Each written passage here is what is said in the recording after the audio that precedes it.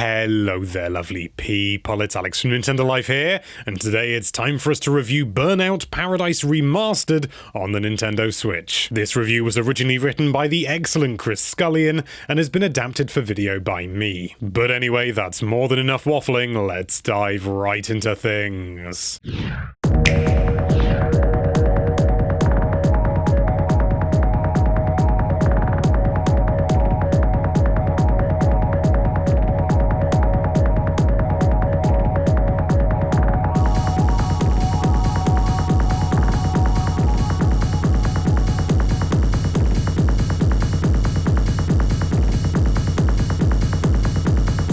If there's one genre of gaming where the Switch is arguably lacking, it's open world racing. In fairness, that's because there aren't too many of them in general, but whereas other systems have their Forza Horizons, their Need for Speeds, and their The Cruise, the Switch is almost entirely bereft of free roaming driving. That fact finally changes with Burnout Paradise Remastered. For those of you who've somehow managed to avoid its existence for the past 12 years, Burnout Paradise is the 7th game in the Burnout series, if you count the handheld ones, and the first to provide players with the freedom to drive wherever they like, rather than simply offering them a series of races. As in its predecessors, the name of the game, other than Burnout obviously, is to pelt across the city streets at obscenely high speeds, deliberately driving dangerously to build up a boost meter. Playing it safe is not going to win you any races here. You'll have to drive on the wrong side of the road to go out of your way to create near misses with oncoming traffic to get the boosts you need to pull away from the pack. This new remastered edition is based on the one that launched on Xbox One, PS4, and PC a couple of years ago. It replaces the original textures with high-resolution ones and generally promises a more visually detailed game.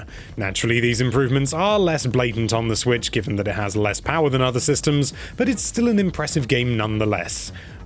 At least when played in docked. This is partly due to the frame rate. We don't necessarily like to focus too much on frame rates in most reviews because, let's be honest, some people take them really just far too seriously. But there's no denying that a smooth 60 frames per second has always been one of the defining characteristics of the Burnout series, and thankfully that's no different here. It's a rock solid 60 throughout, which is, well, let's be honest, it's almost essential when bombing it down the streets at crazy speeds like you're currently seeing. That's not to say it looks fantastic throughout, however. The detail is generally nice, and during optimal conditions it's easy enough to race through Paradise City, whilst also being able to spot the many shortcuts, huge jumps, and road turnings along the way. There are some elements that can make things a little bit harder to see though, which in a game this fast can be a massive hindrance. The first of these is the game's day-night cycle. When night falls, the environment can get extremely dark. Funny. Yes, that's the whole point of night, it's less bright, that's the whole thing, but it perhaps goes just a little bit too far at times, especially in certain portions of the map. When you're traveling at speeds that were tricky enough to keep from going off the road in broad daylight, doing it in extreme darkness where you're squinting to see where you're going just doesn't feel fun at times. Thankfully, you can get around this by either just whacking up the brightness setting or by turning off the day-night cycle completely, but the former leads to washed out daytime scenes and the latter means turning off what really should be quite a cool little feature had it been tweaked better. The other notable hit to the visual detail comes when you play in handheld mode. Let's be positive first, Burnout Paradise still manages to run at a solid 60 frames a second in handheld, which is verging on a miracle given that it's an open world game that chucks scenery at you at a terrifying rate. Sadly, in order to manage this feat, the game does make use of some fairly aggressive dynamic resolution scaling, which gets more severe the faster you go. If you played the Switch version of Doom 2016, you'll know what we're talking about here. The detail drops significantly and it's very noticeable, especially when you're trying to look ahead for your next turn or shortcut and you're just staring at a big smudge. Other aspects of the game are more welcome. The remaster includes 8 of the 9 DLC packs previously released for the game. The only one that didn't make the jump was the Time Savers pack, which was just an instant unlock cheat that opened up the entire game. What you do get though is a whole host of car packs, including the ability to ride motorbikes and the addition of cool quote quote-unquote legendary cars that look suspiciously like the Ghostbusters Ecto-1 and Kit from Knight Rider, but what do we know? Not only that, but you also get the Big Surf Island area, which admittedly doesn't look massively different from the rest of the city, but it at least gives you a bunch of other races to do. As obviously welcome as all this additional content is, it does also trivialize the whole concept of making any sort of progress. The main idea of the game is that your starting car is a hunk of junk, and as you work your way through the races, slowly upgrading your racing license, you'll progressively unlock better vehicles. This concept is now a bit pointless when you realize that there are something like 50 DLC cars available immediately, and some of these things are absolute beasts that were clearly originally designed for people who had already been playing the game for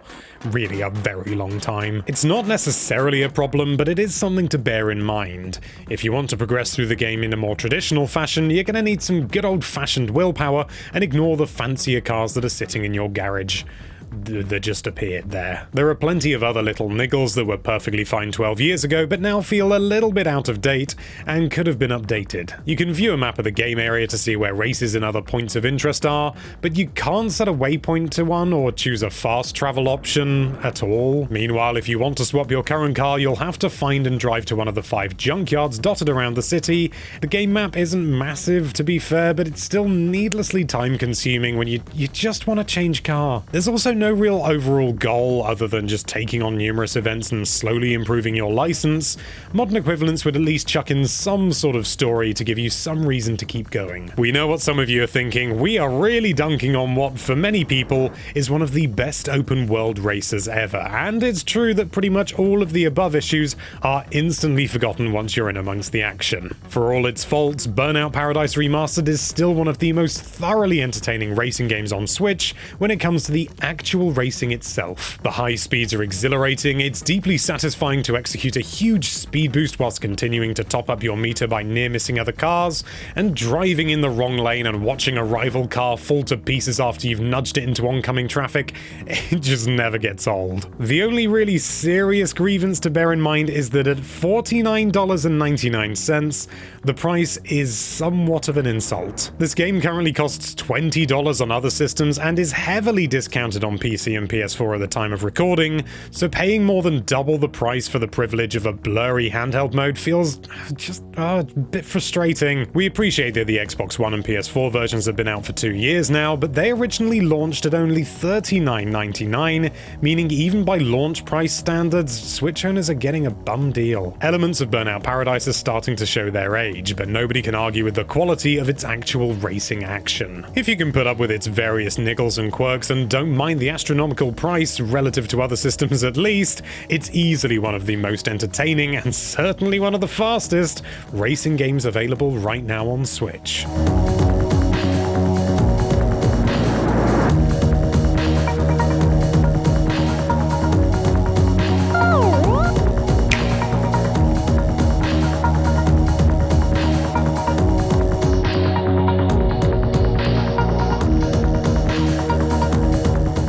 Screeching to a halt, yes, it's time for Alex's personal views, and I've got to be honest, I never played this game before. I did play, what was it, Test Drive Unlimited, which is a vaguely similar idea, except nowhere near as much fun. My god, this I can see why this is held in such high regard. It is so much fun. As Chris rightly said, yes, there are some things that are starting to show their age, as there are with all old games.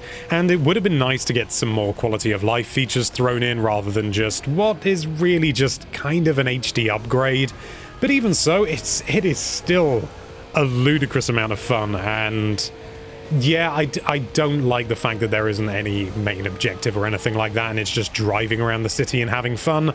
But if that's your kind of thing, then I can very heavily recommend this when it comes down in price of it. My god, I didn't realize until recording this review that it was $50. $50 bloody dollars! You could argue that other remasters have the same kind of price point and, you know, similar treatment, but I think with things certainly like Xenoblade Chronicles, for example, there was so much more that went into that remaster, and it was a niche game from back in the day, so it kind of feels a little bit more justified. This doesn't. I don't know. Value is in the eye of the beholder. It just kind of feels, a little bit cheeky, frankly, but actually just playing the game, It's stupid, crazy amounts of fun. It's just so fast, and it's like it's kind of sort of treading that line between like a quote-unquote realistic driving game, if anything, for the fact that just the environments are realistic and the cars and stuff like that. But realistically, this is kind of, it's more of a car racer, really. You know, it's stupid, fast, fun, driving around for the sake of it. And, you know, big empty open roads. There are some cars obviously coming back and forth, but I think they've got the balance just right on that front. You know, there aren't too many cars on the road to make it just a pain, but there are enough to make it so that if you do see one, you're going, and you got to get out of the way, and maybe you'll get a near miss, and then you get more of a boost, and it's just really rewarding.